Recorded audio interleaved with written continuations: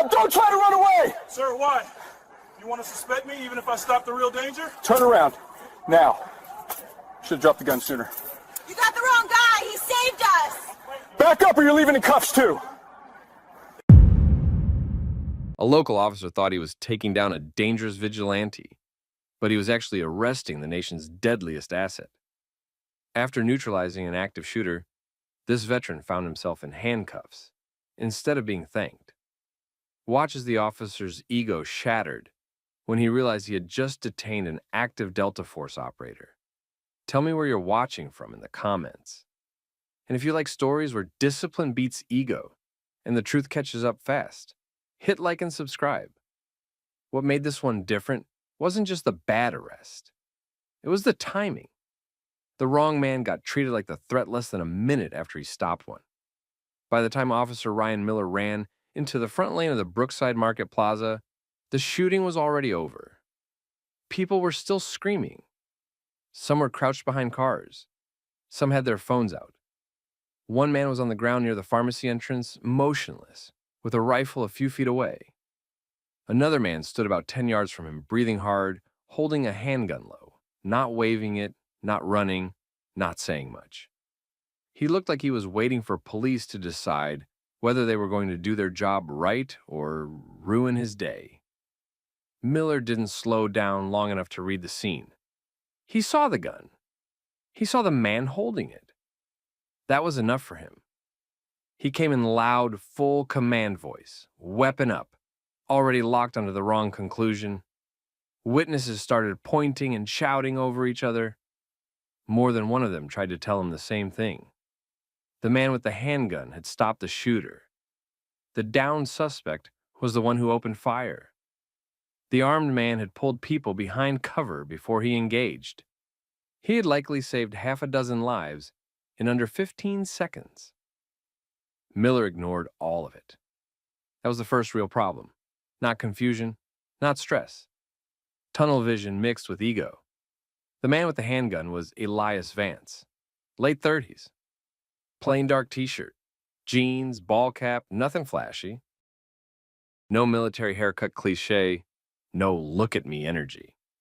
He looked like somebody who knew how to stay unnoticed. He had been inside the market, buying electrolyte packets and protein bars, when the shooter entered through the side doors and started firing toward the checkout area. Elias moved faster than anyone else because he understood what was happening before most people did. He got two civilians behind a freezer end cap, close distance when the shooter shifted attention, and stopped him with controlled fire. Then he scanned, checked hands, checked angles, and held position until sirens got close. That part was clean. Then Miller arrived and made it dirty. Elias followed commands. That mattered. He lowered the handgun. He set it on the pavement when ordered. He kept his hands visible. He told Miller calmly that he was the one who stopped the shooter. He also told him there were witnesses everywhere and cameras on the storefront. Miller treated that like attitude. He rushed him, drove him against the side of the patrol SUV, and cuffed him hard enough that people around them reacted immediately. One woman shouted that the officer had the wrong guy. A teenage kid who had been live streaming from behind a planter kept saying it too, louder each time, because now the whole thing was on video, and there was no confusion left for anyone watching. Miller snapped at the crowd to back up and stop interfering. That's usually how bad scenes get worse. The moment an officer starts fighting the witnesses instead of using them. Elias didn't resist. That's another detail that mattered later. He didn't yank away, didn't square up, didn't start barking credentials. He kept it measured. He told Miller the cuffs were too tight, told him he had complied from the start, and told him again that the suspect was down by the entrance. Miller wasn't listening for facts. He was listening for control. He started asking the kind of questions that made it obvious he had already built his own version of events. Why did Elias have a gun? Why was he still standing over the body? Why didn't he drop sooner? Why was he giving orders like he ran the scene? The answers were simple. He was legally armed. he had just stopped a mass casualty event. He dropped the weapon when ordered. He was giving concise information because Miller needed it. Didn't matter. Miller shoved him forward again and began a more aggressive search than scene safety required. A quick protective pat-down would have been one thing. That's not what this was. He went through pockets, dug into waistband areas after the weapon was already secured, pulled out wallet, keys, folded receipts, and a slim card sleeve that looked more tactical than civilian. He spread everything on the hood like he was proving a point. Elias warned him calmly that he needed to be careful with what he was handling. Miller took that the wrong way, too. People like Miller hate calm when they're trying to dominate somebody. Calm makes them feel stupid.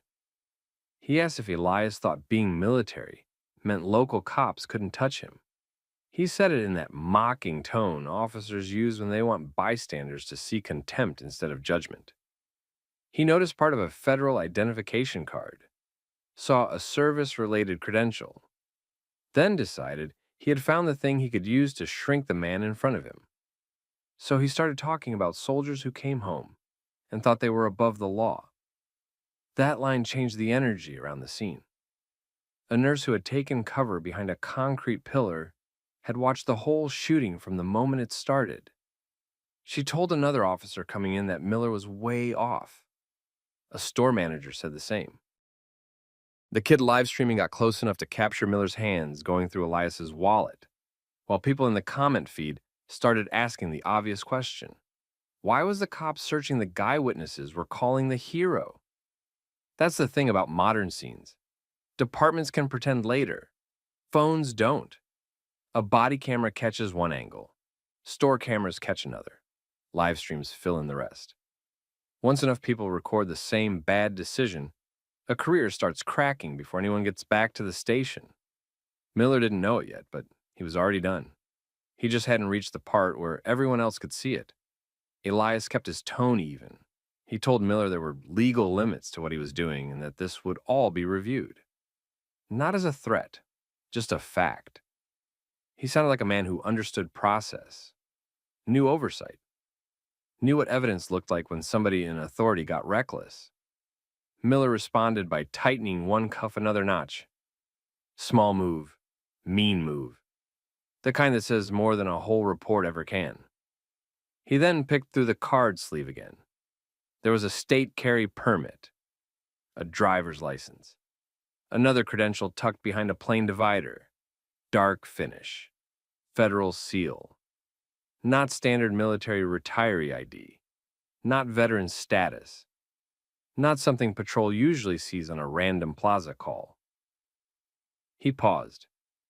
That was the first honest pause he'd had since arriving. He pulled the card halfway out and looked at it more closely. The name matched the license. Elias Vance. The photo matched. The agency markings made him frown. He turned it over like maybe the second look would simplify it. It didn't. He asked Elias what exactly this was. Elias answered in the same controlled voice he'd used the whole time. He told him it was a government identification and told him, again, that he was making the situation worse by handling things he didn't understand in the middle of an active scene. That answer should have made a smart officer stop and call a supervisor. Miller called dispatch instead, but not because he suddenly got careful. He called because now he was irritated and confused at the same time, which is a dangerous combination in somebody already operating on ego. He read the identifying numbers off the credential. Dispatch asked him to repeat them. He did. Then there was a break in the radio traffic. A weird one. Not long. Just long enough to feel different. Around them, more units were arriving. Officers started pushing civilians back, taping off the storefront, checking the downed shooter, clearing the market. A paramedic team moved in. The plaza had shifted from panic to procedure. But right at Miller's patrol SUV, the real story was tightening. He looked at Elias again, but differently this time. Not respectful yet, just less certain. That's usually how it starts when somebody realizes the person in cuffs may not be the one about to lose everything. Dispatch came back with a voice that had lost its casual rhythm. They told Miller to hold the scene not touch anything else belonging to the detainee, and wait for a supervisor immediately. He asked why. Dispatch didn't answer the question cleanly. That was answer enough. Then came the second transmission. More careful, more formal. Verification in progress. Department of Defense credential valid. Active duty status indicated. Additional notification pending. Supervisor en route. Do not proceed further without command authorization. That hit Miller harder than it should have, because by then he already knew this wasn't some reserve ID or contractor badge. He looked down at the cuffed man, at the calm face, at the complete lack of panic.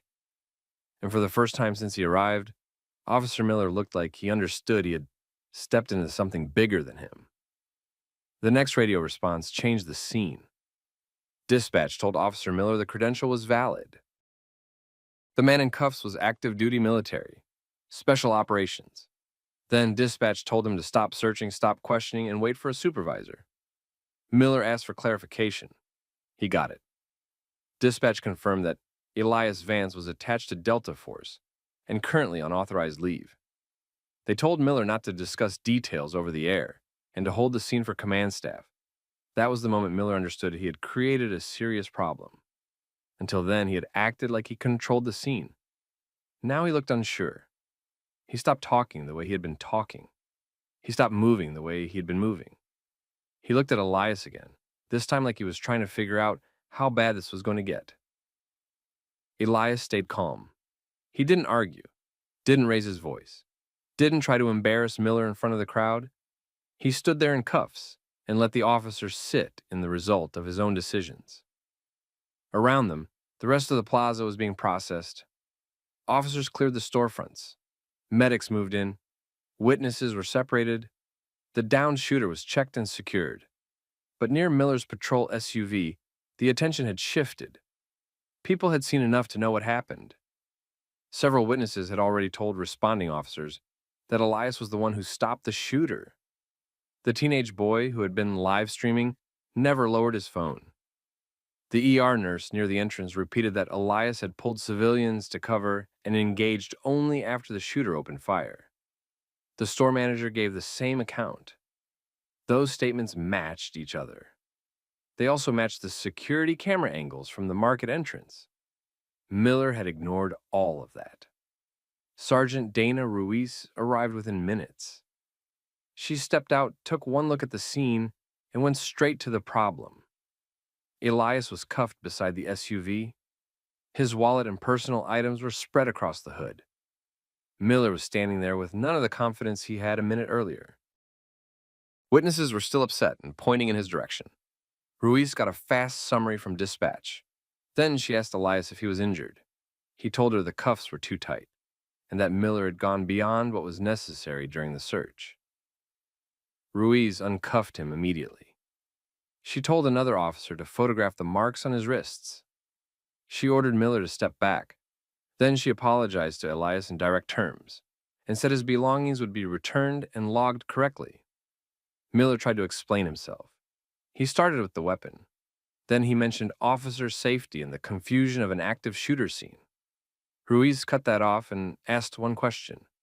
Had witnesses already told him Elias was the man who stopped the shooter before he put him in cuffs? Miller gave a weak answer. That was enough. Ruiz reassigned him away from the center of the scene and ordered all footage preserved. Bodycam, dashcam, store video, civilian recordings if officers could collect copies before people left. She understood what this had become. The shooting itself was one investigation. Miller's conduct was now another. Elias kept his focus on the record. He told Ruiz he would give a statement. He also told her he wanted every witness identified, every recording preserved, and every item taken from him documented in order. He was very clear. He wanted the facts locked down before anyone tried to soften the timeline later. That got everyone's attention. A short time later, 2 federal representatives arrived in an unmarked SUV. They spoke first with Ruiz, then with Elias. No scene, no speeches. They were there because a local officer had unlawfully detained an active-duty special operations operator right after he stopped a mass shooting. That alone was bad enough. The facts around the shooting made it worse for Miller. Investigators confirmed that the shooter had entered through the side entrance with a rifle and opened fire toward the checkout lanes. 3 civilians had already been hit before Elias intervened. Witnesses said Elias moved people behind cover, engaged the shooter when he had a clear shot, and stopped the attack before more people were hit. After that, he held position until police arrived. That part was consistent across witness statements and video. Then Miller arrived and treated the person who stopped the attack like the suspect. By that evening, the live stream clip was all over local social media. Then larger accounts picked it up. The video showed witnesses yelling that Elias had saved people, while Miller shoved him against the patrol SUV and searched through his wallet. Another clip showed Miller tightening the cuffs after Elias warned him to respect legal limits. That footage did real damage because it removed the usual excuses. The issue was not that Miller approached a man with a gun cautiously. The issue was what he did after multiple witnesses identified Elias as the one who stopped the shooter. He kept escalating. He ignored clear information. He searched deeper than necessary. He mocked the man's service. He changed his tone only after dispatch confirmed who he had detained. The department could not explain that away. An internal review started immediately. Then it widened. Bodycam footage showed that witnesses tried to correct Miller early. Store video confirmed Elias had not threatened officers and had complied with commands. Reports from the scene showed that Miller continued treating Elias as the primary threat after the actual shooter was already down and identifiable. Then investigators looked backward. They found older complaints against Miller that followed the same pattern: fast escalation, weak fact-checking, aggressive behavior when challenged. Several of those complaints had been closed without major discipline. After Brookside, those older cases were reviewed again. That created a second problem for the department. It was no longer just about one officer making one bad call. It raised the question of why warning signs had not been taken seriously earlier. Elias did not accept a quiet apology and move on. Through counsel, he asked for a full preservation order, a review of Miller's complaint history, and a formal examination of the detention, search, and use of restraints. He wanted the department to address the pattern, not just the embarrassment of this one case. That forced the issue. Miller was suspended. Then he was removed from duty pending the full investigation. The findings got worse as more evidence came in. Supervisors noted that he had ignored exculpatory witness statements, mishandled personal identification, and used restraints in a way that appeared punitive rather than necessary. The federal side stayed focused on the credential issue and the unlawful detention. City officials focused on civil exposure and public fallout. Department leadership focused on the video because the public could now see exactly what had happened with their own eyes. Miller tried to defend himself by saying he made a quick judgment in a chaotic scene. That argument failed because the timeline was clear. He had a reason to approach carefully. He did not have a reason to keep doubling down after the facts were available. The evidence showed the difference. He resigned before the disciplinary process fully finished. That did not protect him. The state decertification board reviewed the case and permanently revoked his law enforcement certification. He could not move to another department and start over. The city later settled claims tied to the detention and rights violations. Policy changes followed.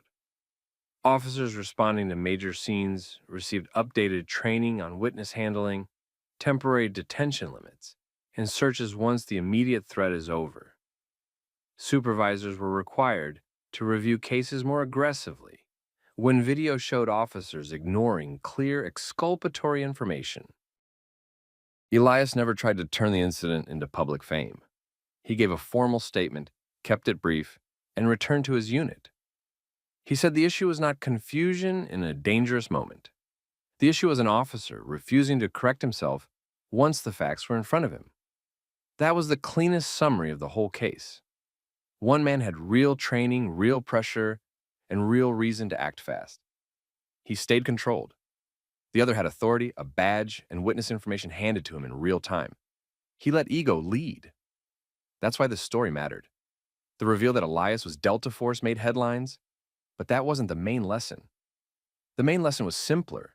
Miller only changed when he understood the man in cuffs had status and federal backing.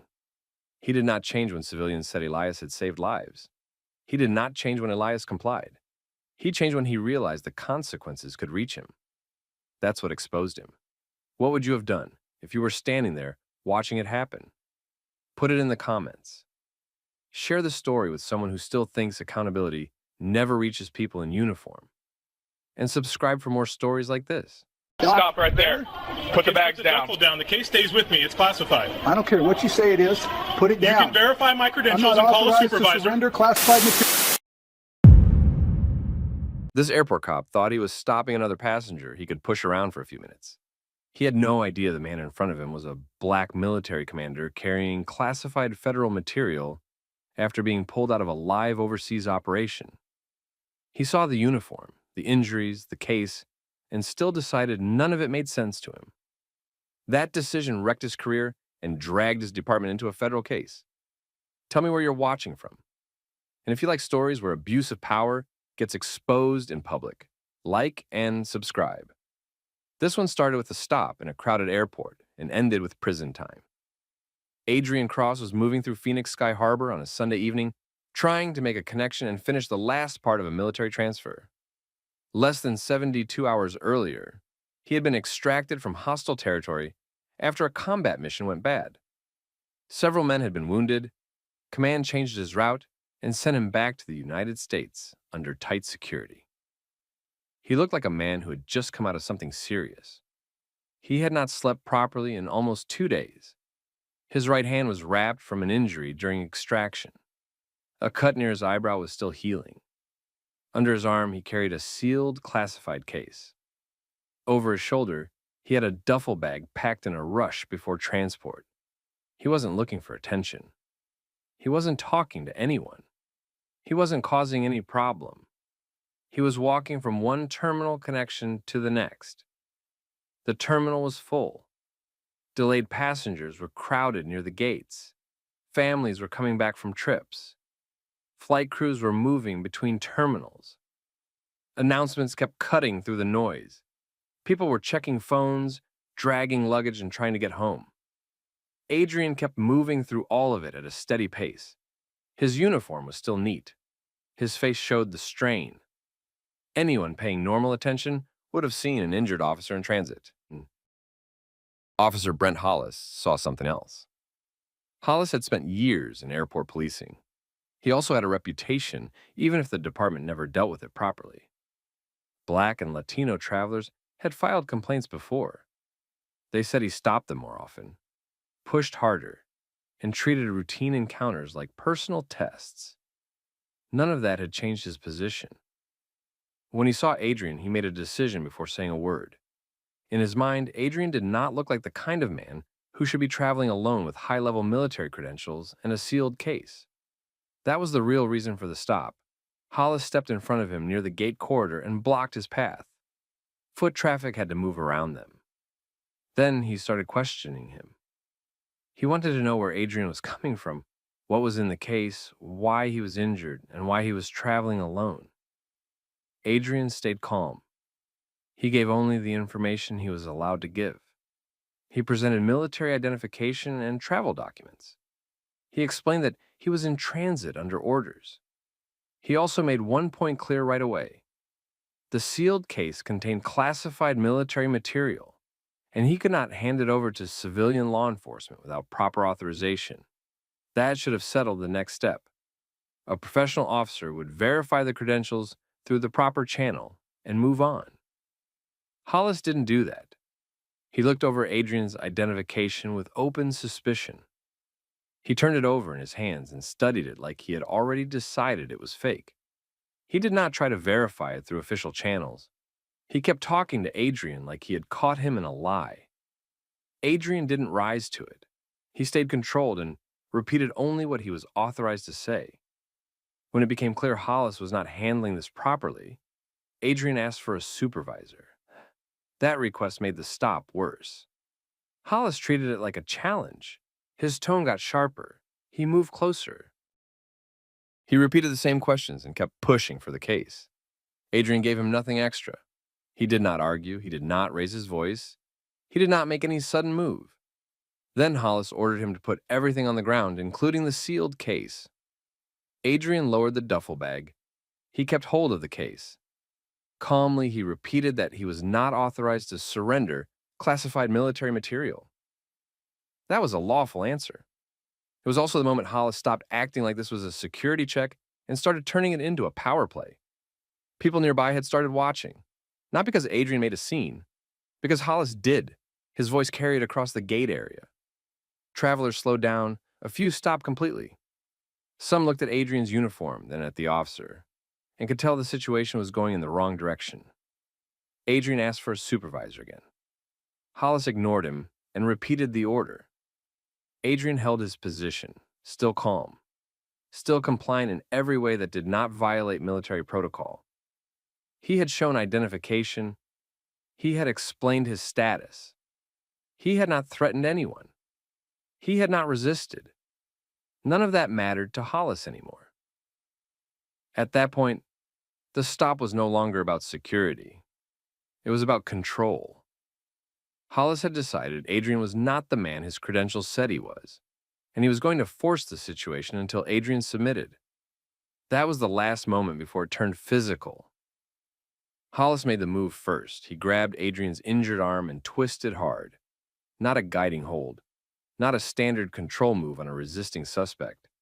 He went straight at the damaged arm of a man who had been standing still, speaking clearly, and asking for a supervisor.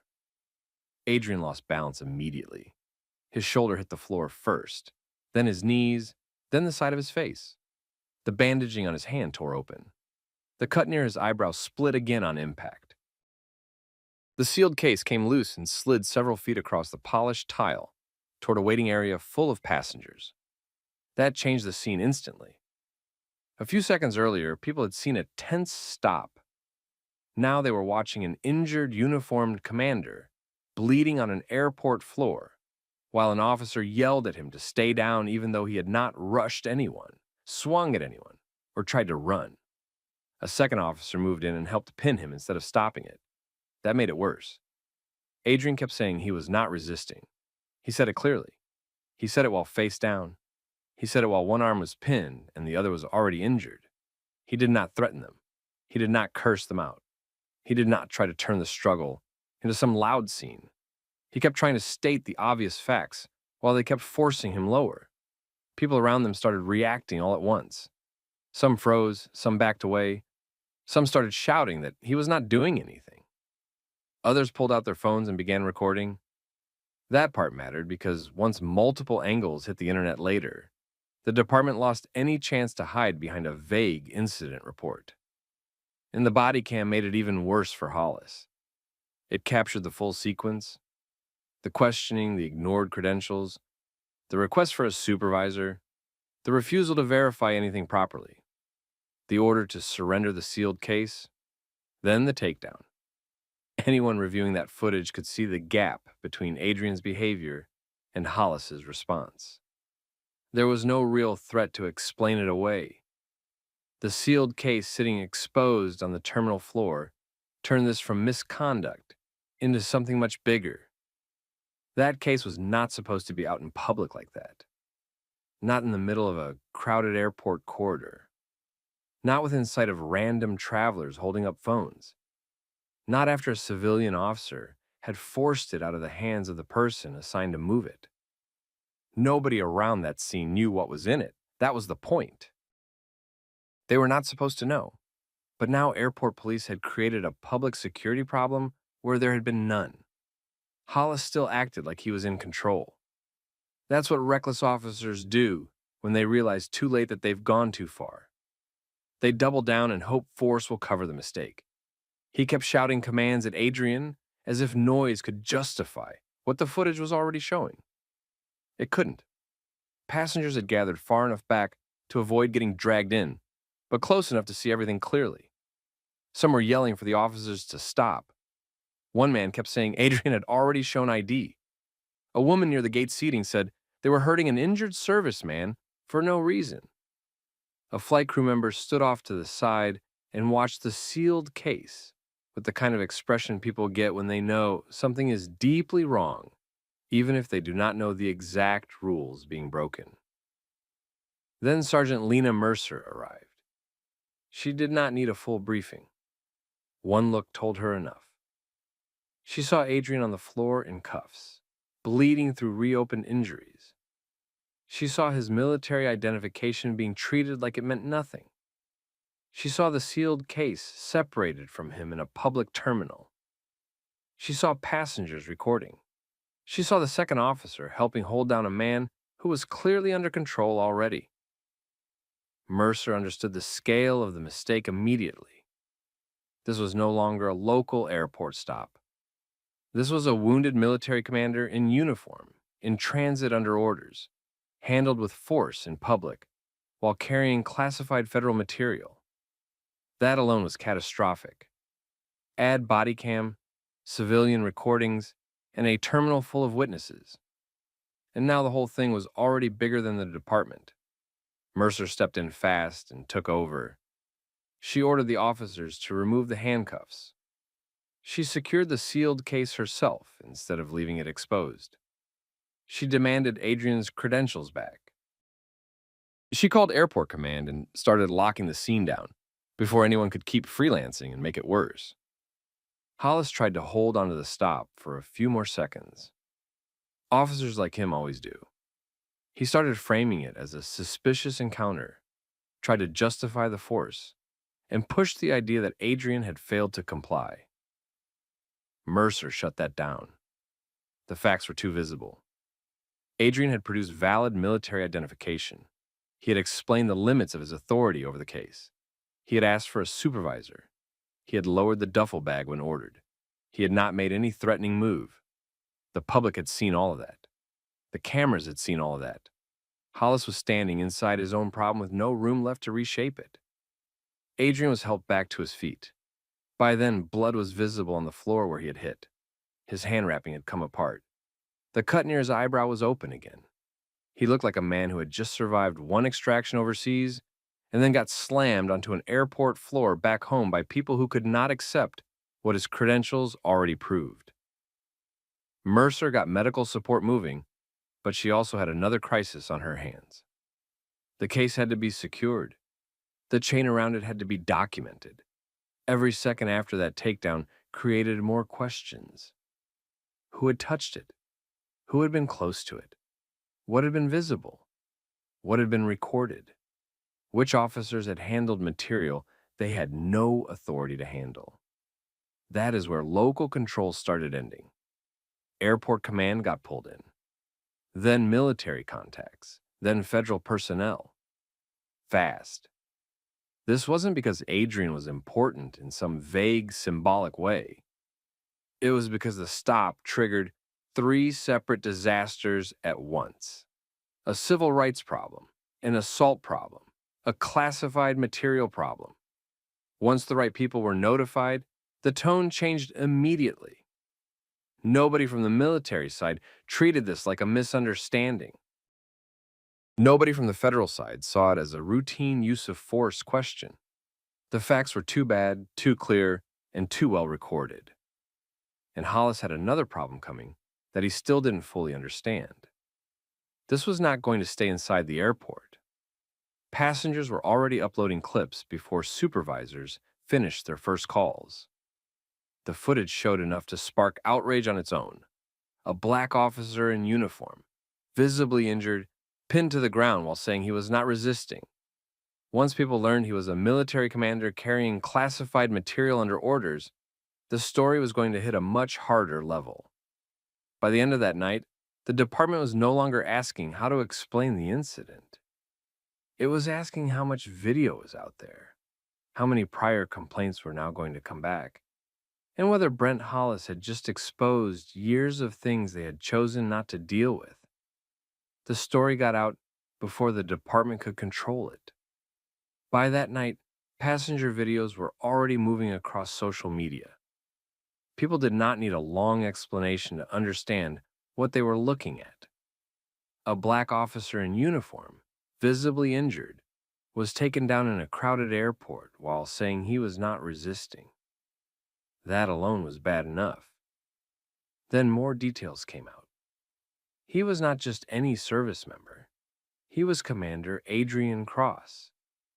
He had just returned from an overseas combat operation. He was carrying classified material under orders when airport police put him on the floor and let that case slide across a public terminal. After that, the department lost the story. Bodycam footage made it worse. It backed up the main facts instead of helping the officers. It showed Adrian presenting valid military identification. It showed him staying calm. It showed him asking for a supervisor. It showed Hollis pushing past all of that and turning a controlled stop into a forced takedown. Once investigators saw the footage, there was no serious way to frame this as confusion. Military authorities moved fast. Federal investigators did too. They were not just looking at the assault. They were looking at the exposure of classified material, the failure to verify federal credentials, and the fact that a civilian airport officer had overridden basic procedure because he did not believe the person in front of him. That point stayed at the center of everything. Hollis had not uncovered a fake officer. He had ignored a real one. That made the case cleaner for prosecutors later because it stripped away the usual excuses. This was not a fast-moving fight, not a bad split-second read, not a crowded scene misfire. He had time to look at the identification, time to call it in, time to get a supervisor, time to slow down. He chose none of that. And once the case got attention, older stories started coming back. Black travelers, Latino travelers. Men stopped near gates. Families questioned too aggressively. Passengers who said Hollis acted like ordinary movement through the airport was suspicious when the wrong people were doing it. Some had filed complaints and heard nothing back. Some never filed because they assumed nothing would happen. Some came forward only after seeing Adrian's case and realizing this officer had been doing the same thing for years. That opened the next problem. Investigators pulled internal records, complaint logs, email traffic, shift notes, prior review summaries. What they found was ugly, but not surprising. Hollis had not been some unknown risk hidden deep inside the system. Supervisors had known he generated repeated complaints tied to race. They had known he escalated ordinary encounters. They had known his stops were not affecting all travelers the same way. He stayed in position anyway. Why? Because on paper, he looked productive. He made stops. He wrote reports. He created numbers management could point to. That matters in bad departments more than judgment ever does. A reckless officer who fills spreadsheets often gets protected longer than a careful one who avoids bad stops in the first place. So this stopped being one-man misconduct. It turned into a department case. Federal investigators started asking why earlier complaints had gone nowhere, why no one had corrected the pattern, why someone with that history remained in a public-facing airport role. Internal leadership had weak answers because there were no good ones. The deeper the review went, the clearer it became that Hollis had been allowed to operate this way, because the system around him tolerated it. Adrian stayed disciplined through all of it. He got medical treatment. His hand had to be rewrapped. The reopened cut near his eyebrow was documented along with bruising from the takedown. He gave his statement carefully and through the right channels. He did not overstate anything. He did not need to. The footage did the work. The witnesses did the work. The records did the work. That helped him. People trust the person who keeps the facts straight while everyone else starts scrambling. Adrian did that from the beginning. Same tone in the terminal. Same tone after. He said what happened, what he had shown, what he had refused, and why. No extra drama. No performance. Just a clean record against a dirty one. The public response kept building. Veterans groups spoke up. Civil rights attorneys spoke up. Former travelers who had dealt with Hollis started sharing their own stories publicly. Local reporters started pulling complaint histories and asking questions the department had avoided for years. Once that happened, airport leadership could not hide behind internal review language anymore. The issue was out in the open and widening. And Hollis was done, whether he understood it yet or not. He was pulled from duty first, then suspended, then formally fired once the early reviews and footage lined up. Losing the badge was only the start. The criminal side was moving too. Federal prosecutors were already looking at the assault, the civil rights angle, and the misuse of authority under color of law. That combination was serious, because now the government was not just saying he handled a stop badly, it was saying he used official power to unlawfully target, detain, and assault someone who had done nothing to justify it. That is a different level of case. Harder to explain away, harder to defend in front of a jury. The classified case made it even worse for him. He had no authority to demand it the way he did. No authority to force that transfer in the middle of a terminal. No authority to create the security risk that followed. Once federal personnel mapped out the chain of events, that became another piece of proof that Hollis was not acting carefully or lawfully. He was forcing compliance first and thinking later. That works until cameras are rolling and the victim's paperwork is real. Then everything flips. By that point, the airport department was no longer dealing with one scandal. It was dealing with three at once. A public civil rights scandal, a federal criminal case, an internal exposure problem involving years of ignored warning signs. Leadership started making defensive statements, but they sounded hollow because the facts were already ahead of them. The footage had pinned them down, and the longer the review went, the clearer it became that Adrian Cross had walked into that terminal, carrying classified material from a dangerous mission, only to run into the one kind of threat he should not have had to deal with back home.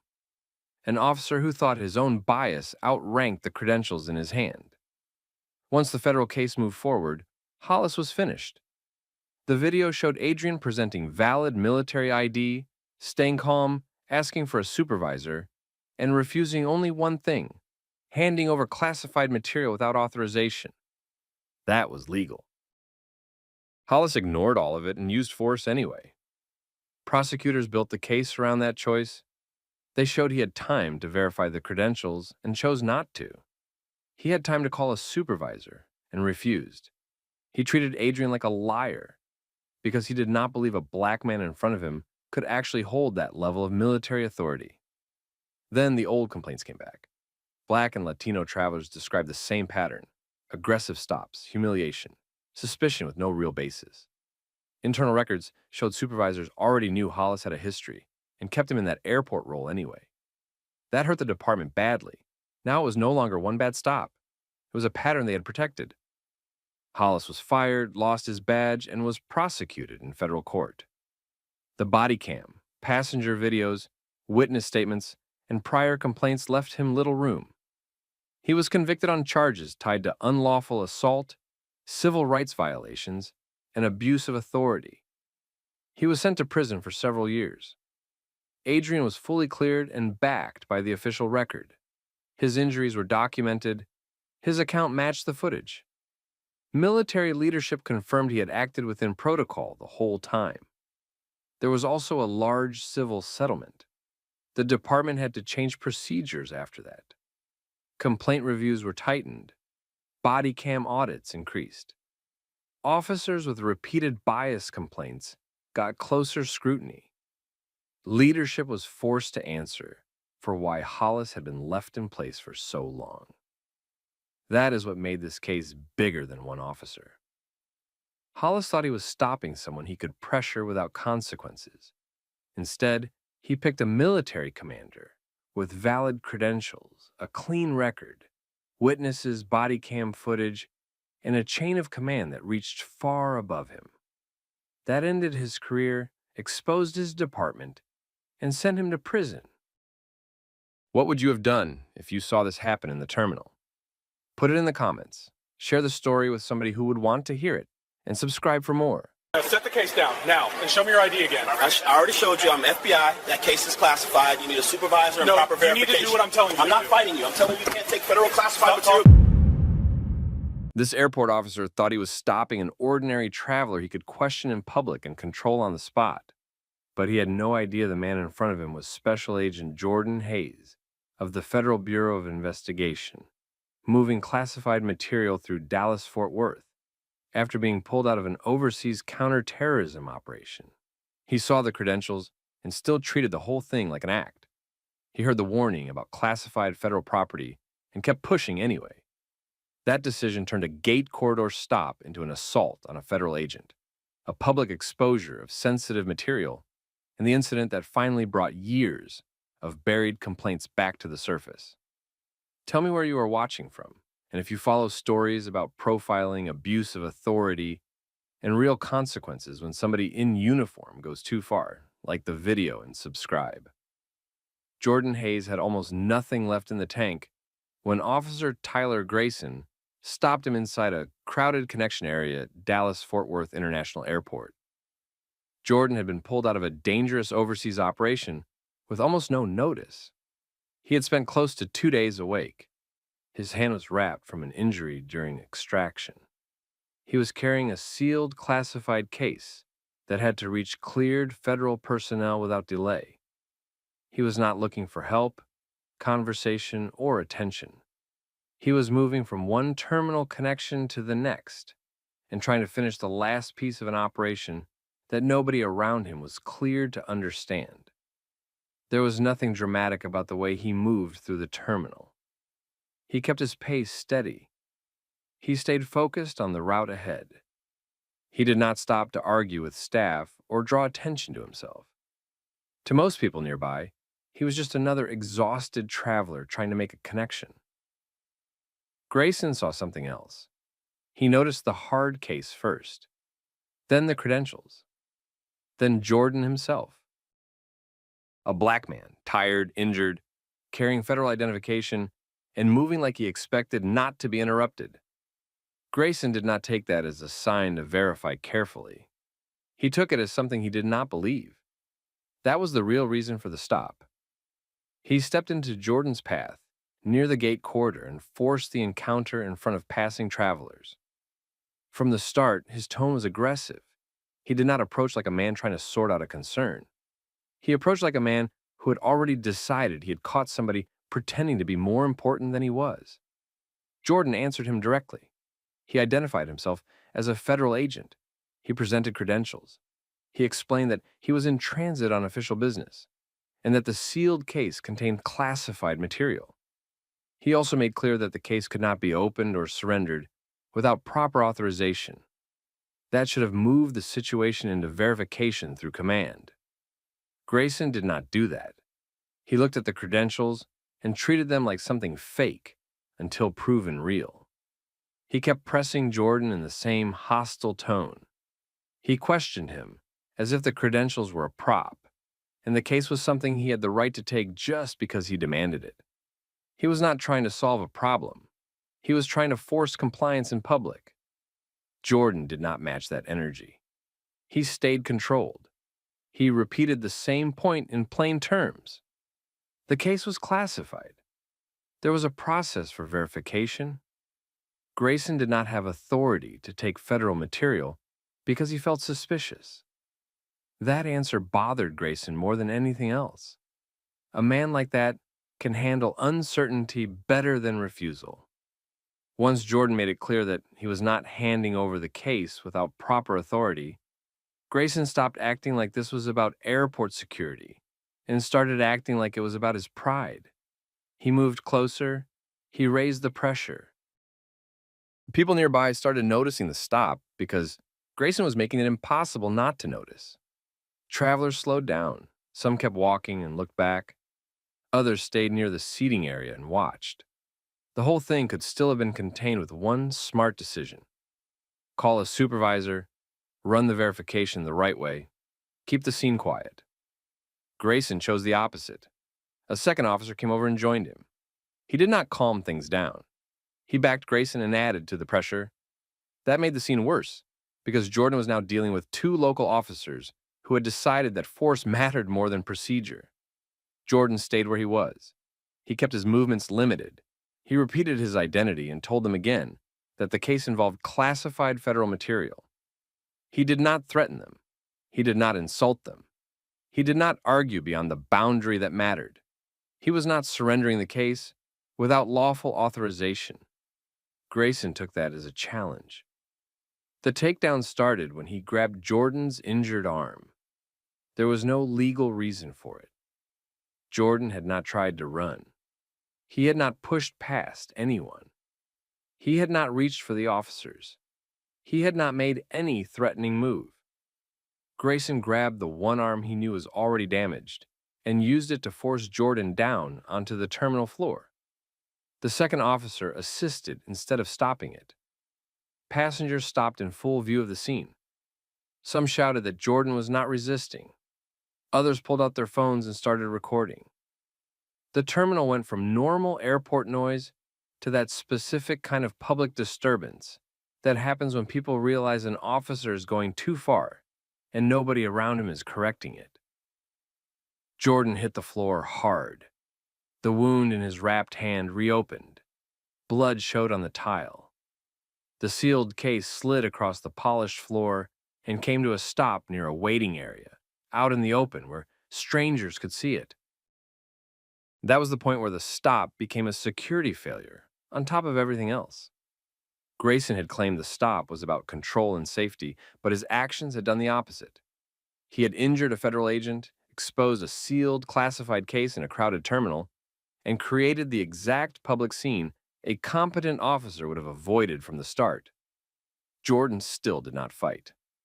That mattered later because every camera caught the same basic truth. He was not resisting. He was pinned down while identifying himself and warning them that they were mishandling classified federal material. He was trying to protect the case and stop the situation from getting even worse. Grayson kept issuing commands anyway, trying to make the takedown sound justified after the fact. It did not work. Too many people were close enough to see how it actually began. Too many phones were already recording. Then the body camera captured the part that changed the entire case. During the detention, Grayson said enough to make his thinking obvious. He made it clear that he did not believe Jordan was really a federal agent. Not because the credentials had failed verification, not because Jordan had contradicted himself. He did not believe him because he had already decided that the man in front of him did not fit the role he claimed to hold. That stripped away every excuse. Once that came out, nobody could seriously frame this as a misunderstanding between agencies. It was a profiling stop that turned into a public use of force incident because one officer refused to accept that a black man in front of him had real federal authority. Jordan stayed focused on the same thing the whole time. He kept identifying himself. He kept warning them about the case. He kept his attention on limiting damage. That discipline ended up mattering because the scene was seconds away from moving out of local control. The first person on site who understood the scale of the problem was Sergeant Monica Vale. When she arrived, she did not need a long explanation. She saw Jordan bleeding on the floor in restraints. She saw federal credentials that had already been presented and ignored. She saw the sealed case separated from his control in the middle of a public terminal. She saw travelers recording from multiple angles. She heard enough of the exchange to know this was not a routine airport stop that had gone messy. It was already a departmental disaster with federal consequences. Vale reacted fast because she knew delay would make it worse.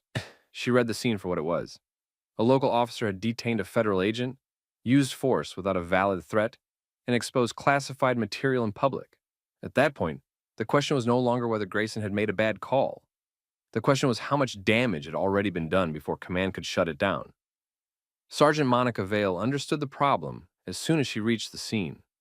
She saw Jordan Hayes on the floor in restraints, bleeding from the hand. She saw federal credentials already out. She saw the sealed case separated from him in a public terminal. she saw passengers recording. That was enough. She stopped listening to Tyler Grayson's tone and started looking at facts. Jordan identified himself again. He told her he was Federal Bureau of Investigation, in transit on official business, and carrying classified material. He told her the case had to stay protected until cleared federal personnel took custody. He did not over-explain. He did not argue. He stayed focused on the same point he had been making from the start. Vale ordered the cuffs removed. That changed the whole scene immediately. Grayson had been treating Jordan like a suspect he could dominate in public.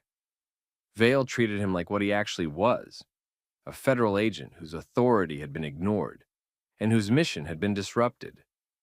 She then secured the area around the case and called Airport Command. Her questions were direct. When were the credentials shown? Why was force used? Who touched the case? Why was a man identifying himself as federal on the floor instead of being verified through command? Grayson tried to say Jordan had been suspicious and uncooperative. That explanation did not hold up. The credentials were real.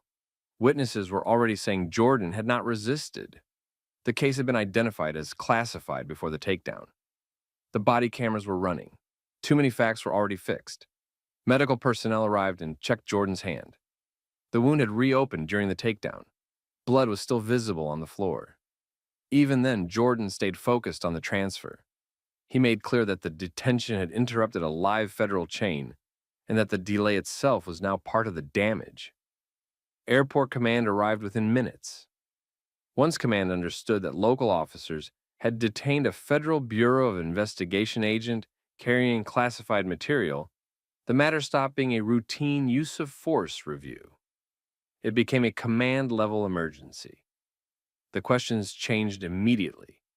They wanted body camera status, witness footage, timestamps, and confirmation of when Jordan first identified himself. The answers were bad. Jordan had identified himself early. He had shown credentials. He had warned them about the case. Grayson still escalated. Force was used anyway. The case ended up exposed in public view. Civilian footage was already spreading online. Federal personnel arrived fast after that. That speed said everything. They were not responding to a minor airport dispute. They were responding to an assault on a federal agent and a public mishandling of classified material.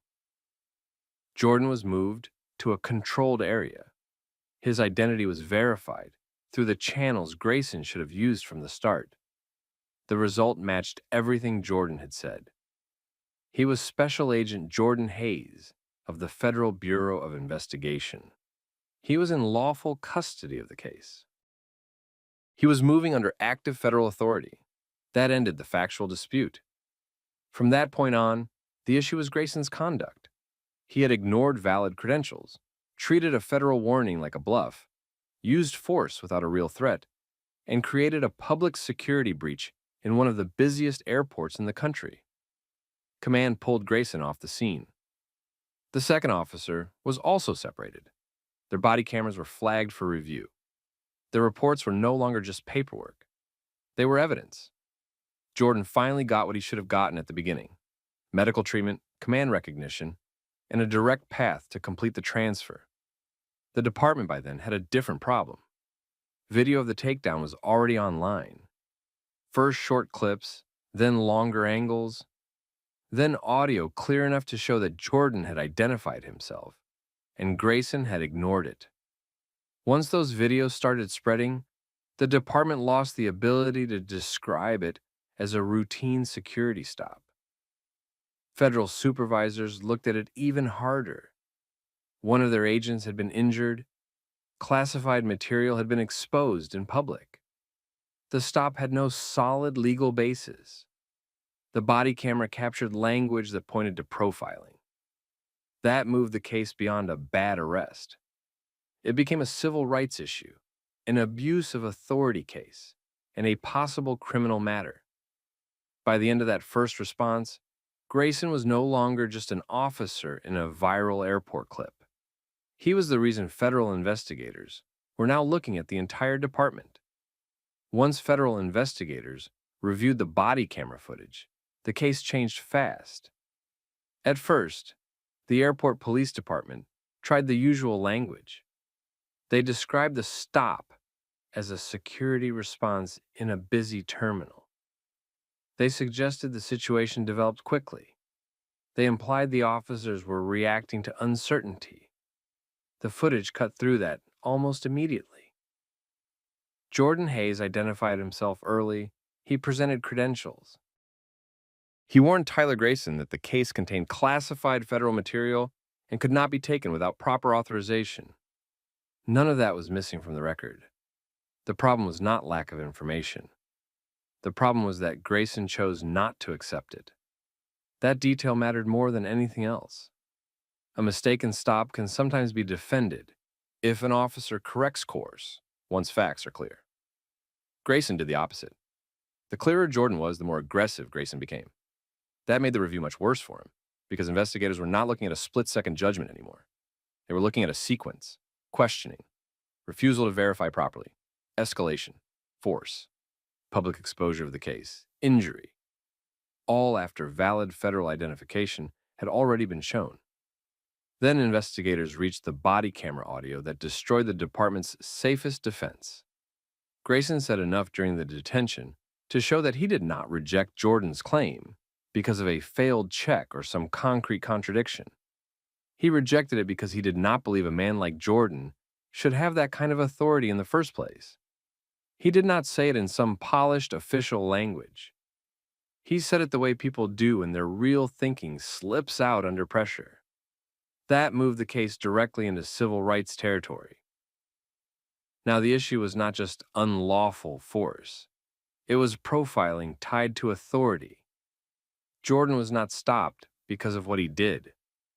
He was stopped because Grayson decided that his presence, his credentials, and his quiet certainty did not fit the role he claimed to hold. Once that became clear, the stop stopped looking questionable and started looking deliberate. Federal supervisors made that point very clear behind the scenes, and then in a more careful form in their formal communications. They were not treating this as a misunderstanding between agencies. They were treating it as an assault on a federal agent, interference with federal duty, mishandling of classified material, and a possible deprivation of rights case. That language put real pressure on the airport police department because a local use of force problem can sometimes be absorbed internally. A federal civil rights and authority abuse case cannot. The public videos kept spreading while all of this was happening. That made things worse for the department because every new clip added context. One angle showed the takedown more clearly. Another picked up the case, sliding across the floor. Another caught bystanders saying Jordan was not resisting. One of the longer videos made the timing especially damaging. People could hear Jordan identifying himself before the force happened, not after. That eliminated another possible excuse. The department could no longer claim the officers only learned who he was once he was already on the ground. The sequence was out there. So was the blood on the floor. So was the image of a sealed case sitting away from its lawful custodian, while airport police stood around it in public. By that point, the story had moved beyond local news. Federal law enforcement circles were talking about it. Civil rights attorneys were talking about it. Former airport travelers who recognized Grayson from their own encounters started paying attention. That is when an incident stops being one event and starts pulling history behind it. Internal affairs had to open a full review, but the department did not control the pace anymore. Federal investigators wanted every relevant piece of evidence: full body camera footage, dispatch logs, timestamps, radio traffic, training records, prior complaints, use of force history, supervisory notes. They were not just asking what Grayson did that day. They were asking whether the department already knew he had a pattern. That question scared people more than the video. A bad officer is one problem. A bad officer kept in place after repeated warning signs is a bigger one. Departments can isolate the first if they move quickly. The second points upward. That is why old complaints started resurfacing almost immediately. Black and Latino travelers who had filed complaints against Grayson in earlier years began contacting reporters and lawyers. Some said he had stopped them in terminals without a clear reason. Some said he had treated valid identification like it was fake. Some described the same pattern Jordan had faced: aggressive tone first, suspicion without facts, then pressure to submit in public. Not every old complaint had video. Most of these cases never do. But now people were looking at them differently because Jordan's case gave those older reports a visible structure.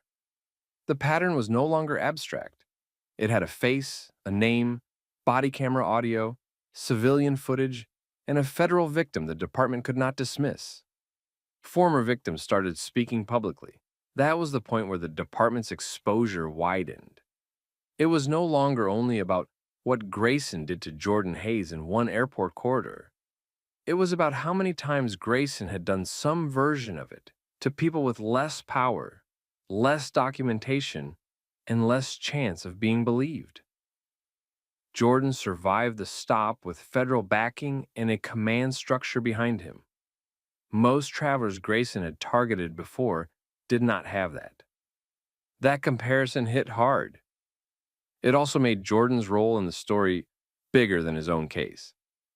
He was still the victim of the stop, but now his case was also the event that forced a buried record into the open.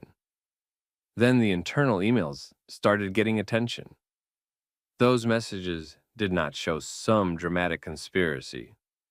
Real institutional failure is usually more ordinary than that. What they showed was enough. Supervisors had discussed complaints about Grayson over the years. Some had flagged concerns about his approach with minority travelers. Some had noted that his stops created repeated friction and unnecessary escalation. But he kept a public-facing airport assignment anyway, because he generated high stop numbers and looked productive on paper. That kind of record is poison once it becomes public.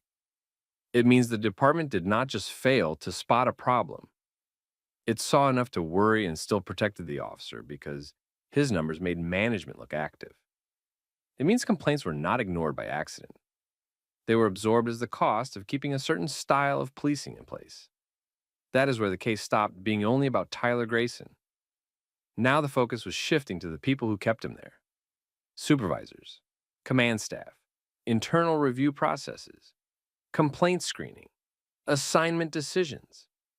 Every layer that had looked at warning signs and decided they were manageable.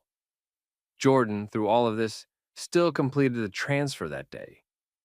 That detail stayed important in every later account because it showed how much discipline he had maintained under pressure. He had been injured, detained, humiliated in public, and delayed during a sensitive federal movement. Even so, he stayed focused long enough to complete the mission before turning fully to the fallout. That gave the case another sharp contrast. The man treated like a threat acted with control the whole way through. The officer claiming to protect the airport was the one who created the actual breach. By the end of that stage, the department was facing pressure from every direction at once. Federal investigators, civil rights review, public outrage, media scrutiny, reopened complaints, internal emails, witness footage, body camera evidence. The stop in the terminal was over. The real collapse had started after it. The ending came fast once the records opened up. Tyler Grayson was removed from duty, then terminated. The second officer was suspended and later disciplined for assisting in the takedown instead of stopping it. Federal investigators kept the bigger case moving because this was not just about policy violations. They were reviewing civil rights violations, abuse of authority, and the handling of classified material during an unlawful detention. The department tried to isolate Grayson at first. That did not work. Old complaints from Black and Latino travelers were reopened. Former victims spoke publicly. Their stories sounded too similar to dismiss. Same aggressive tone, same disbelief, same habit of treating ordinary people of color like they had to prove they belonged in spaces where Grayson thought they did not fit. Then the internal emails became the real problem. Supervisors had known for years that Grayson generated repeated complaints. They had discussed his conduct. They had flagged concerns. He still stayed in a public-facing airport role because his stop numbers made him look productive. That shifted blame upward. The story was no longer about one reckless officer. It was about a department that tolerated him because the paperwork looked good. That brought outside pressure. Civil rights lawyers got involved. Federal review widened. Airport leadership had to answer for complaint handling, use of force oversight, and assignment decisions. The department was pushed into changing procedures for credential verification, supervisor response, and public contact review. Body camera audits were expanded, complaint files were re-examined, several supervisors were reassigned or forced out. Jordan Hayes finished the federal transfer the same day he was detained. After that, he gave his formal statement and let the evidence speak. He did not need to build the case with emotion. The video, the body camera, the witness accounts, and the department's own records already did that. What happened to him was serious on its own. What made it bigger was what it exposed. Grayson did this to the wrong man in the wrong place at the wrong time, and for once the system could not pretend it was an isolated mistake. Jordan had federal backing, documentation, witnesses, and chain of command support. Other people Grayson targeted before did not. That is why the case mattered beyond one airport stop. The lesson was simple. A badge does not turn bias into judgment. It just makes the damage larger when nobody stops it. What would you have done if you saw that happen in front of you? Have you ever watched somebody in authority push too far because they thought nobody would challenge them? Put it in the comments. Share the story with somebody who would understand it. And subscribe for more stories like this. Run the plate and VIN. I'm already on it. Just hang right here for me. Plate and VIN don't match. That's a problem. Dr. Mercer, I need you to step away from the car. Turn around. Hands behind your back. This officer thought he had found an easy target. A black man in a luxury car, late evening, quiet street, badge on one side, one driver on the other. In his head, the story was already written. The car probably was not his. The documents probably would not hold up. A little pressure would expose something. What he did not realize was that he was about to create a clear record of profiling, overreach, and bad judgment, all of it captured step by step. Tell me where you are watching from, and if you like stories where abuse of authority gets exposed by facts, like the video, and subscribe. The stop happened in the medical district just after dark. Dr. Adrian Mercer was driving home after a long day at work. He had spent the day moving between surgery and hospital business. He owned the luxury car. It was legally registered. It was insured. He was not doing anything unusual. He was heading home. Officer Daniel Kessler noticed the car first. Then he noticed the driver. That was when the stop really began in his mind. He waited for a traffic reason and used a minor lane change issue to pull the car over. Dr. Adrian Mercer did exactly what a driver is supposed to do. He pulled over safely. He stayed inside. He waited for instructions. When Officer Kessler walked up to the window, he asked for license, registration, and insurance. Dr. Adrian Mercer handed them over right away. Everything matched. The name on the license matched the registration. The insurance was active. The plate matched the vehicle. That should have ended the ownership question. It did not. Officer Kessler looked over the documents and started asking questions that had nothing to do with a normal traffic stop. He wanted to know whether the car really belonged to Dr. Adrian Mercer. He asked how long he had owned it. He asked where he got it. He asked whether it was leased, financed, or borrowed. He asked where Dr. Adrian Mercer was coming from and what he did for work. The answers were calm and direct. The car was his, the paperwork was valid. There was no confusion in the documents and no sign of theft. But Officer Kessler did not treat the paperwork as proof. He treated it like something that needed to be challenged until it matched his assumption. That is what changed the stop. A normal officer checks documents to confirm facts. Kessler was doing the opposite. He had already decided the facts were wrong, and now he was looking for a way to force the stop in that direction. Dr. Adrian Mercer understood very quickly that this was not really about the lane change. He did not argue. He did not try to impress the officer. He did not start talking about status or money. He answered what he needed to answer and stayed controlled. Officer Kessler took the documents back to his patrol car and ran the checks. The vehicle did not come back stolen. The registration was current. The insurance was active. There was still no factual basis for a theft theory. He kept going anyway. Over the radio, he started describing the stop in a way that made it sound more serious than it was. He suggested there were concerns about ownership. He framed Dr. Adrian Mercer as suspicious without pointing to any real conduct that supported that label. He was not reporting a clear problem. He was setting up a version of events that might justify pushing the stop further. That mattered later because the cameras were telling a different story. The dash camera showed a routine stop. The body camera showed a driver who stayed calm, followed instructions, and gave valid documents. The radio traffic showed Officer Kessler trying to build suspicion before he had evidence for it. He returned to the car and started asking the same questions again, in slightly different ways. He was trying to catch Dr. Adrian Mercer in some inconsistency. There was none. The answer stayed the same because the facts stayed the same. At that point, the stop had already gone past what it should have been. Officer Kessler was not checking a traffic issue anymore. He was trying to make Dr. Adrian Mercer explain why he was allowed to own his own car. That was the real stop, not the lane change, not safety, not a paperwork issue. Just one officer refusing to accept what was already in front of him. Dr. Adrian Mercer did not help him stretch it into more than that. He stayed measured. He answered clearly. He did not give the officer anything that could honestly be called threatening, evasive, or disorderly. That only made Officer Kessler more determined. He went back to broad language. He talked about needing more verification. He acted like the stop still had unresolved issues, even though the basic checks had already come back clean.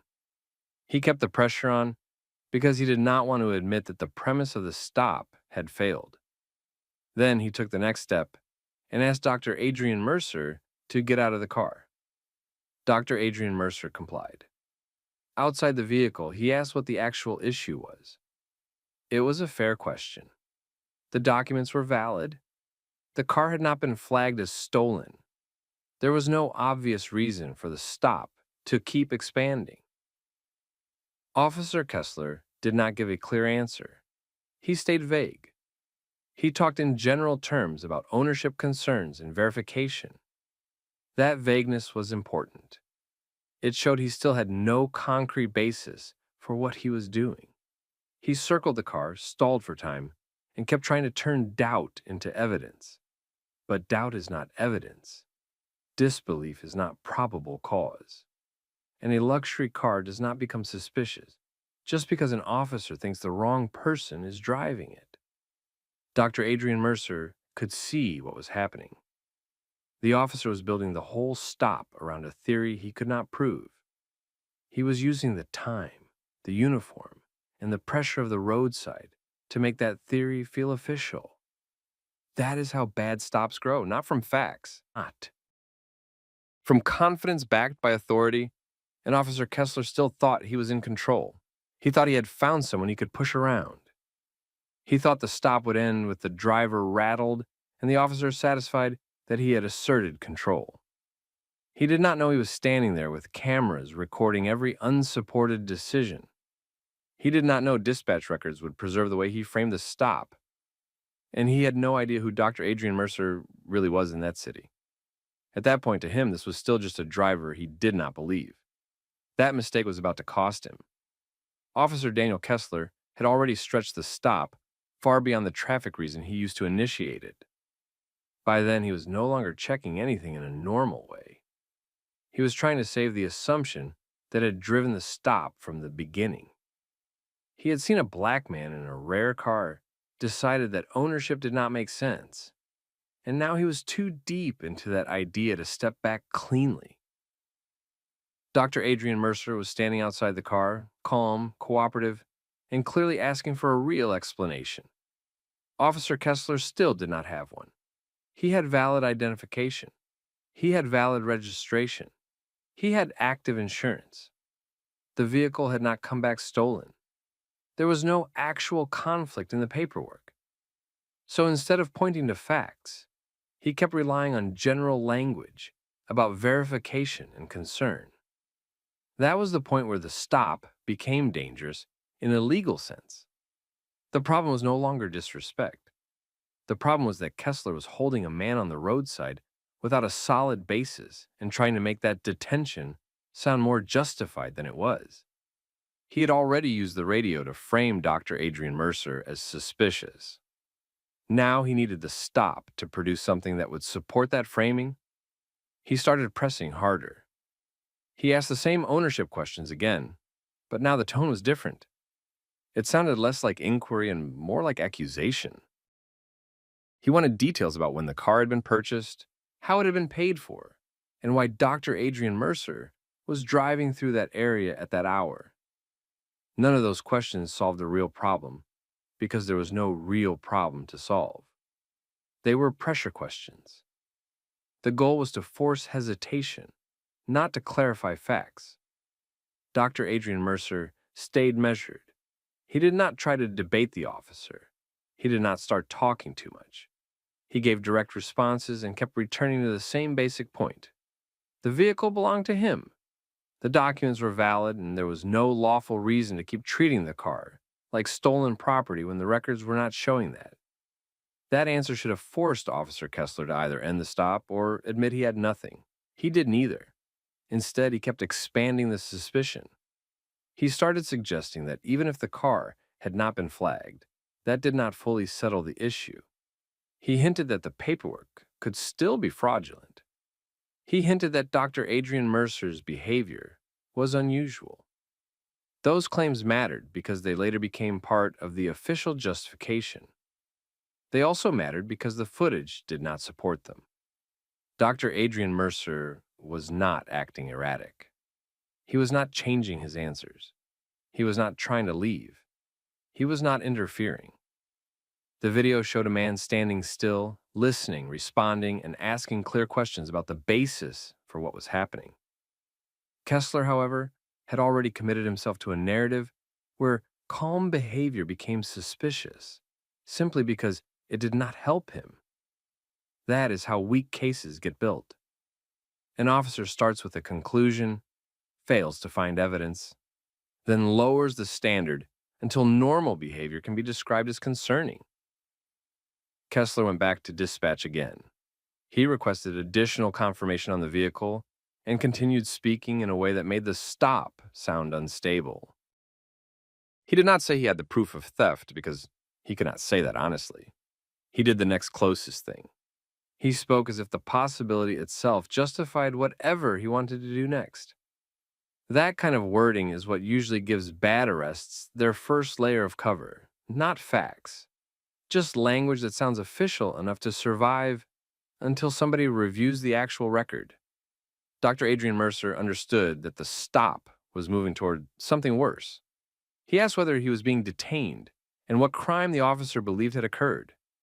Those were exactly the right questions. They put pressure back on the officer to name a legal basis instead of hiding behind tone and repetition. Officer Kessler still did not give a clear answer. He moved closer to the car again, looked through the windows, circled around it, and acted like the car itself was evidence. Then he returned to Dr. Adrian Mercer and started focusing on behavior, not criminal behavior, just behavior he could label in vague terms later. He suggested Dr. Adrian Mercer was being too careful with his answers. He suggested he was being guarded. He suggested there was something off in the interaction.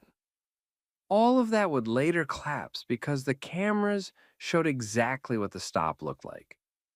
There was no visible panic, no hostility, no attempt to mislead. What Kessler called suspicious was really just a man refusing to panic in front of an officer who was fishing. At that point, Kessler had a choice. He could end the stop, issue whatever traffic warning or citation he wanted, and drive away. That option was still there. It would have been the lawful option. It would also have required him to accept that he had built the stop around a false assumption. He was not going to do that. Instead, he crossed the line. He told Dr. Adrian Mercer he was being detained on suspicion related to possible vehicle theft and fraudulent ownership documents. That was the first time he tried to turn his theory into a formal basis for action. The problem was obvious. He still had no concrete evidence for either claim. He had no stolen vehicle hit. He had no contradictory VIN return. He had no conflicting ownership record in front of him. He had no forged document identified by any actual check. He had a guess, and he had spent enough time repeating that guess to himself that he began treating it like probable cause. Dr. Adrian Mercer responded the same way he had handled the entire stop. He did not escalate. He did not resist. He asked what facts supported that detention when the records had already come back clean. Kessler did not answer in a way that could survive later review. He just kept asserting control and speaking as if authority itself made the detention lawful. Then he made the arrest. He put Dr. Adrian Mercer in handcuffs on the roadside and treated the moment as though it were the natural result of a careful investigation. It was not. It was the result of one officer refusing to let go of a biased assumption. The arrest was illegal the moment it happened because the factual basis was not there. The cameras would later make that simple. Dr. Adrian Mercer did not fight him. He did not shout. He did not give Kessler the scene he seemed to want. He stood there, let the cuffs go on, and kept asking the same clear question in different forms. What lawful basis do you have to arrest me when the vehicle is registered to me and there is no evidence it was stolen? That question hung over the whole scene. Kessler could not answer it directly because every real check had already undercut his theory. So he fell back on vague police language again. He referred to suspicious circumstances. He referred to concerns about authenticity. He referred to the need for further investigation. It sounded official in the moment. On paper and on camera, it would later look exactly like what it was: unsupported escalation. That was the mask-off moment. Up to then, he could still pretend he was being overly cautious. Once he made the arrest without evidence, that excuse started collapsing. He had taken the most serious step available to him without a lawful foundation. That is the kind of decision that destroys an officer when the record is clean enough. And the record was very clean. The body camera had captured a calm, compliant driver from the beginning. The dash footage had captured a routine stop with no visible sign of criminal conduct.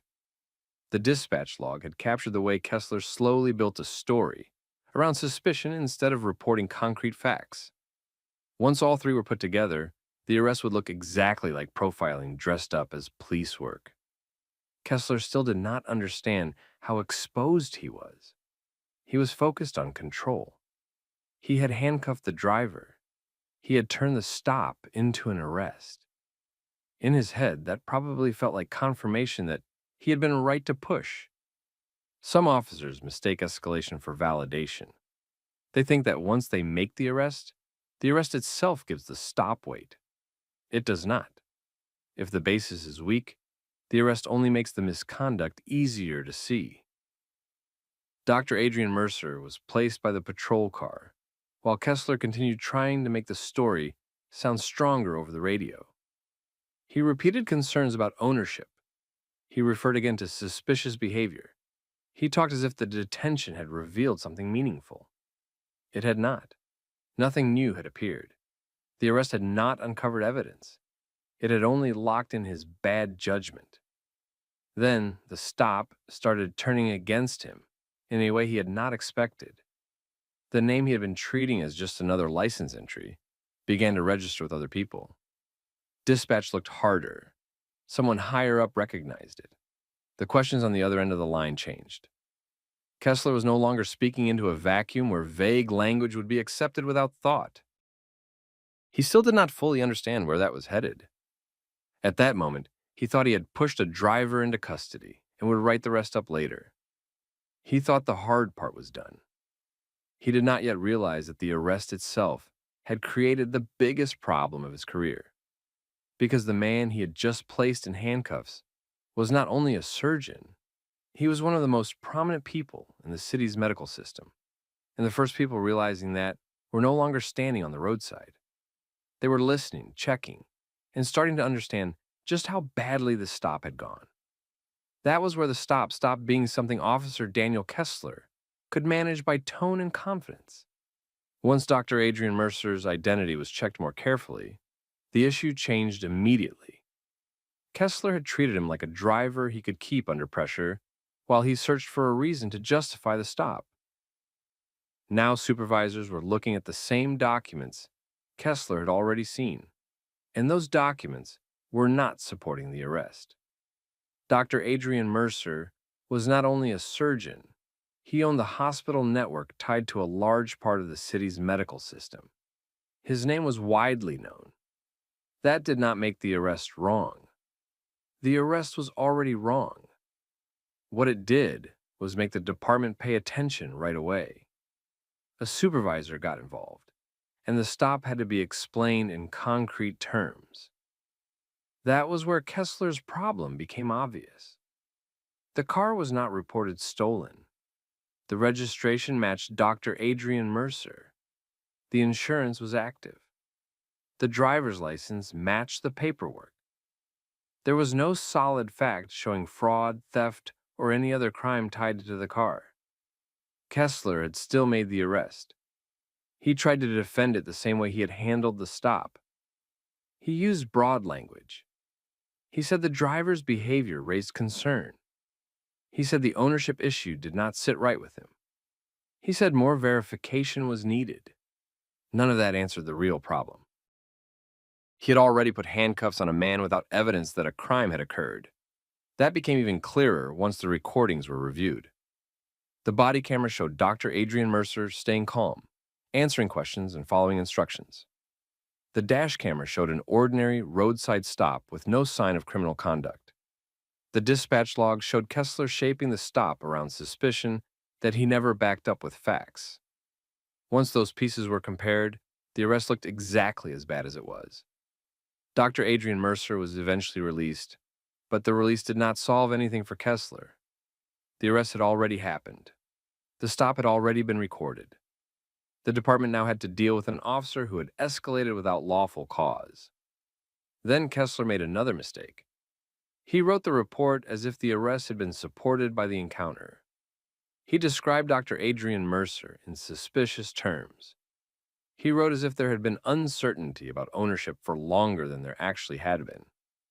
He tried to present the arrest as a reasonable response to a developing situation.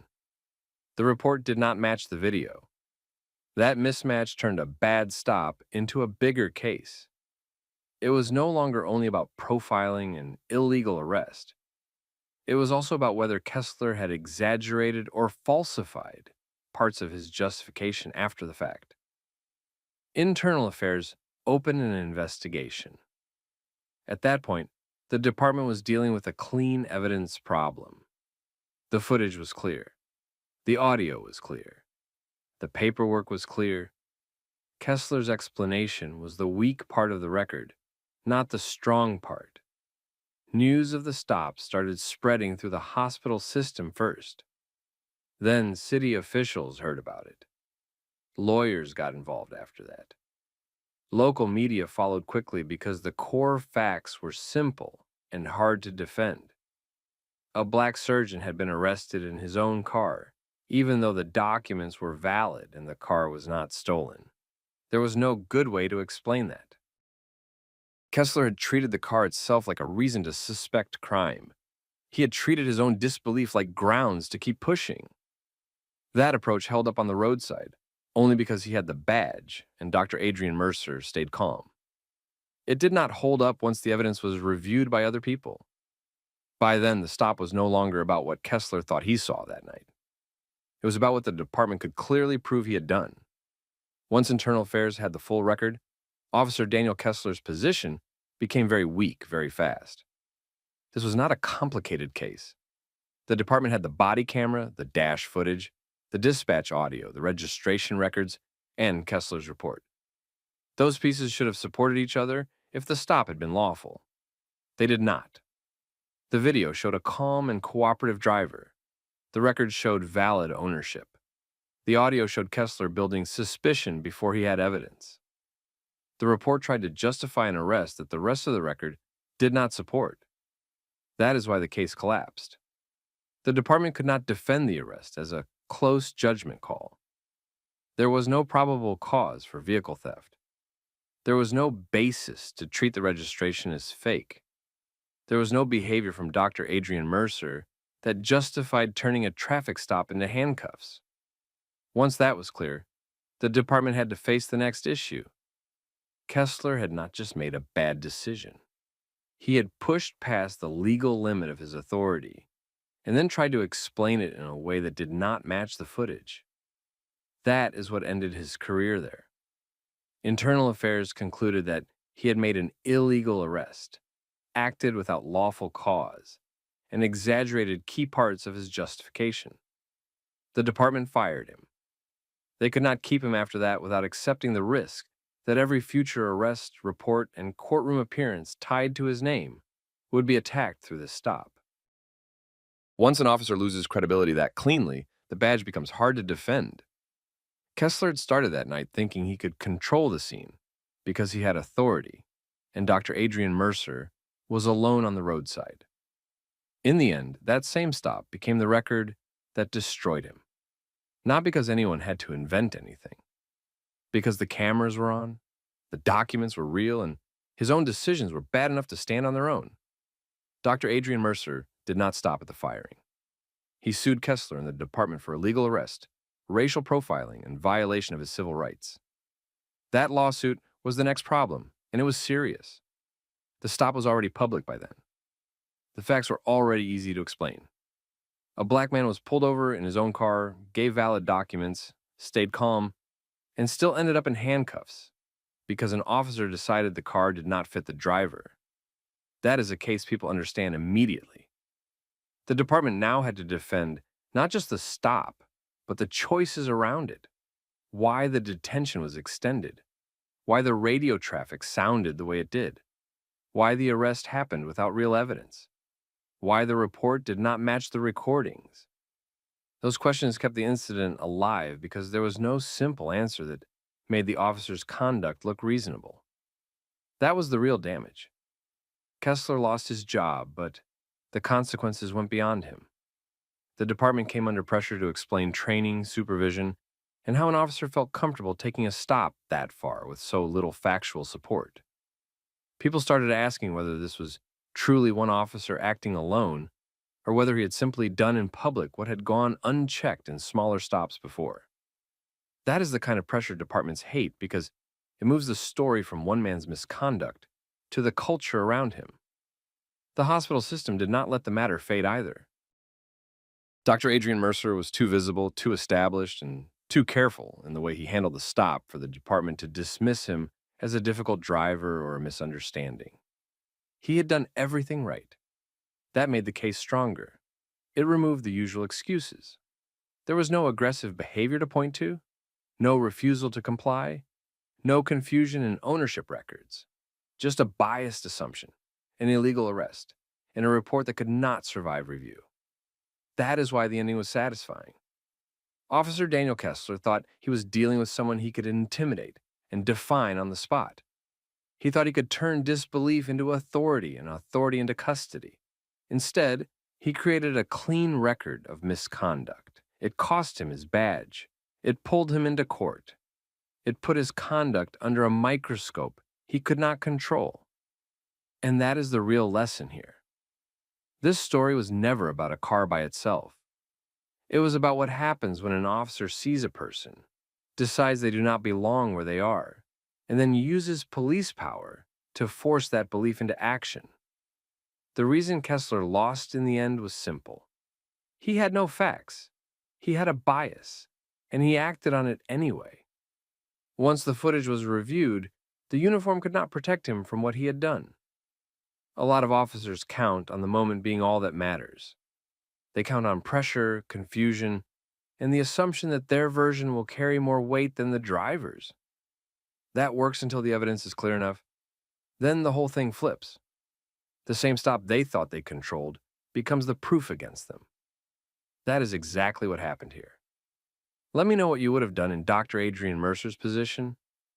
And if you have ever seen a stop like this turn into something it never should have become, put your thoughts in the comments. Share the story with somebody who needs to hear it, and subscribe for more stories like this.